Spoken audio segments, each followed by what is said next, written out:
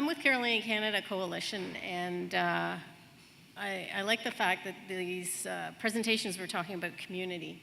Carolinian Canada started in 1984 with some people in this room, I'm sure. And it was apparently groundbreaking at the time to think that there were 38 sites in southwestern Ontario that were worth protecting.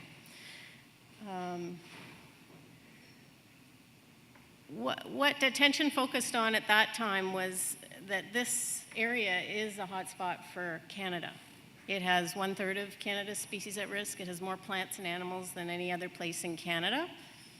Maybe there's some competing spot far out west, but we're pretty close out there.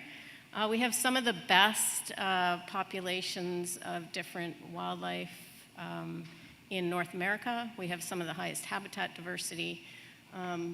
We're also one of the most threatened regions in North America. And I'll refer you to some wonderful presentations by Dan Krause at NCC. He's got all the data to back it up. But what we have here is something pretty special. We've got Walpole Island there, and it stretches from Walpole Island to the Rouge.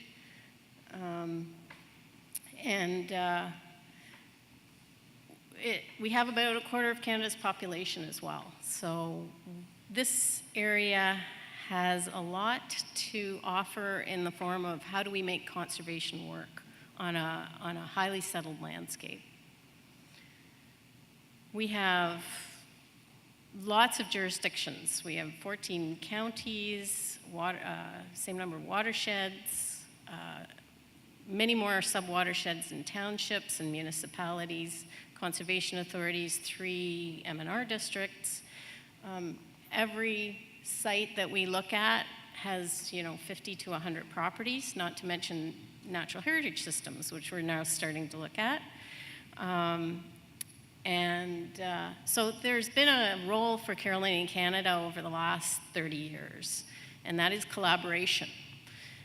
So we've, from day one, started looking across jurisdictions, linking different sectors, and linking different people. And we do this through a variety of ways. Some people like to put us in the box of an education organization.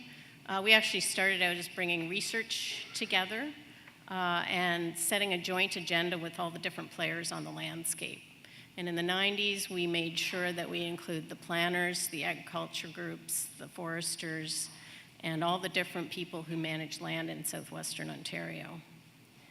And that's increasingly important in the face of climate change, we're finding. So in 1984, we had 38 sites. In 2000, we developed the big picture with the help of NHIC and many other partners. And again, it was a groundbreaking concept. Let's connect natural areas and let's show how that might look on the landscape. And this map has been pretty powerful in engaging people. We've had lots of groups come to us for this map, and I always have to emphasize that it's a concept. It's not lines in the sand. It's trying to get across the idea that we have to think big picture, think across boundaries, and think about how we can connect in our communities. And I'm happy to say that it's being used everywhere, in official plans, in local community groups, in businesses. But it is now over 10 years old, and it's time to start revisioning the big picture and putting a new agenda together based on some new issues that we're dealing with, like climate change. It's interesting, we had a forum on climate change a few years ago, and we were asking, is the big picture something we still need to work for? And it came out loud and clear that big picture is actually a climate change survival tool for species as well as the communities that live there, because without natural cover on the landscape, as you all know, we don't have clean air, clean water. It's the basis for health, social issues, basis for our local economies. It's an elegant and efficient tool, and I'm constantly astounded how little value we place on habitat as an answer to many of the threats and issues that we're dealing with and throwing money at with other means, and we're not addressing it using the most basic means that we have. Putting habitat back on the landscape leads to thriving communities, human communities and wildlife communities. Now, getting into species at risk, to me it makes a whole lot of sense that if you have a connected habitat, thriving landscapes, you're going to be addressing your species at risk. It's all one and the same. But unfortunately, our legislation has to compartmentalize things, and there's good policy reasons for that. So we started looking at our species at risk in woodlands as a start. We realized that there was over 150 species at risk in the region. It was impossible to go one by one and just protect each one at a time.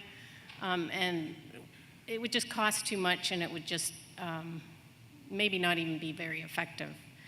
So we got the best minds together, as we usually want to do. We did that in the 80s, we did that in the 90s, and we did it in the 2000s to put an ecosystem recovery strategy together for Carolinian woodlands.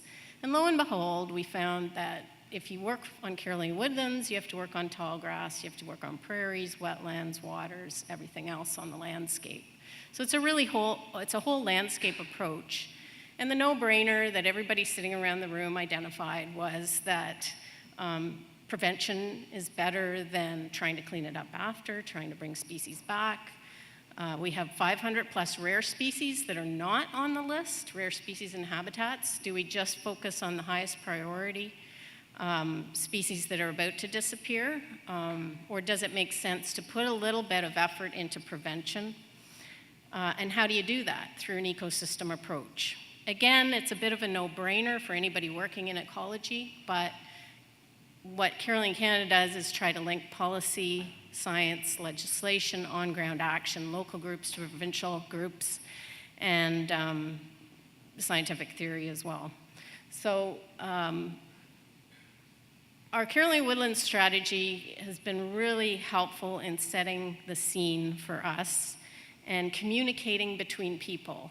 And a recovery team is really important for that. It's important to bring people together to get on the same page of how to coordinate in an area where you might have thousands of actions going in different directions. And it makes a whole lot of sense to make sure those actions are working together. So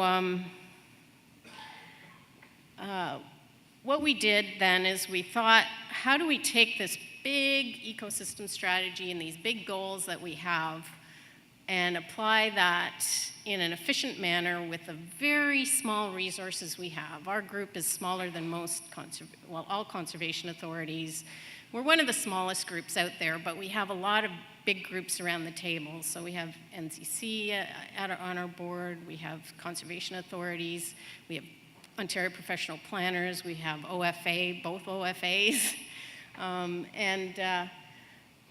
So everybody wants to see something happen, but we don't have a whole lot of money. So we came up with the idea of applying nature conservancies, or the Nature Conservancy from the States. They developed a conservation action planning approach. And it's all about putting people first. So when you're talking about stewardship first, you're really talking people first. And I find it so interesting when people talk about stewardship, they start talking about everything else but the people.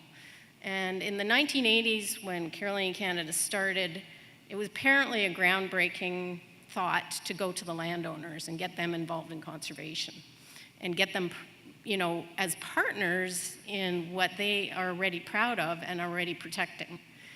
So we just carry that on, and for the ecosystem strategy, we applied that at a community level. And we identified who are the leaders in the zone that we can support, and if we support them, then they will help the landscape. Because there's a lot of people out there who care.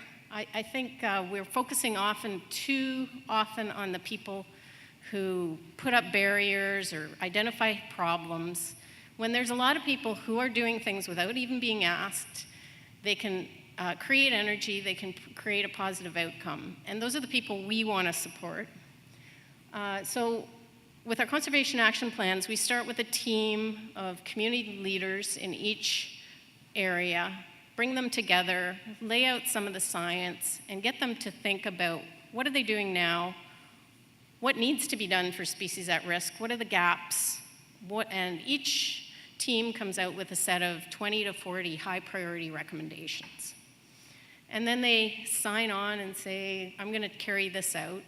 And we go back every year and say, how are you doing? And so it's a good way to monitor things. It's a really kind of elegant, flexible solution that relates to diversity on the landscape, relates to habitat diversity, species diversity, people diversity, sectoral diversity. And you can see some of the outcomes there from the first few years we've started this. We don't do this on an ad hoc basis. Environment Canada partnered with us, NCC, DFO, to identify 15 biodiversity hotspots on the landscape. And I a little bit naively said, okay, these are great, we'll start here and keep going on. But of course, when you start in one place, you can go deeper and deeper and find out what's going on there. And what we do in each of those communities acts as a model, and I'm hoping it kind of acts as ripples on a landscape. So we do actually have people coming to us from outside those areas and say, we want to do what you're doing, how do we do that? We give them the tools. So the tools we develop with the local hotspots help other areas. And you can see our hotspots are diverse. Somebody was saying, where do we put our few dollars? What are the priorities? And NCC has national priorities, and that's reflected in 3 or 4 of the hotspots in Carolinian Canada. But from a Carolinian Canada perspective, our eco-regional perspective, we need to work beyond those. So we identified sort of the next level of hotspots. So NCC partners with us where they need to, Tallgrass partners with us where they need to, and First Nations, conservation authorities, municipalities partner with us wherever they need to. And it's working out really well. And part of that is we don't go in with an agenda other than we want to get the people together and talk about how to protect species at risk. Each of those communities represents 50 to 70 species at risk. So again, going one by one and getting people who don't know about species at risk to get their head around a whole recovery strategy for 70 different species is impossible. Taking a community-based approach is much preferable, and I like the ecosystem circle approach. That's a really good way to think about it. I'll skip through the last few slides. This is just some of the ways that we are taking the recommendations and working with some of our target audiences, such as landowners, youth, interns, and we're getting out there on the landscape with different groups. I'm going to spend a minute with this one, the Grow Wild. It's an outreach program that is a way that hundreds of different groups can plug in, identify what they want to work on, and that individuals can get involved, partner with whatever group they want, and it kind of self-monitors. And that's what we're looking for, is ways to self-monitor so that all these hundreds and thousands of actions that are happening, is there a way we can roll that up and see what is actually being done on the landscape? I think that's a really powerful tool for decision makers. And one of the other innovative tools that we've explored is the Erie Coastal Stewardship Eco Trail. People love trails.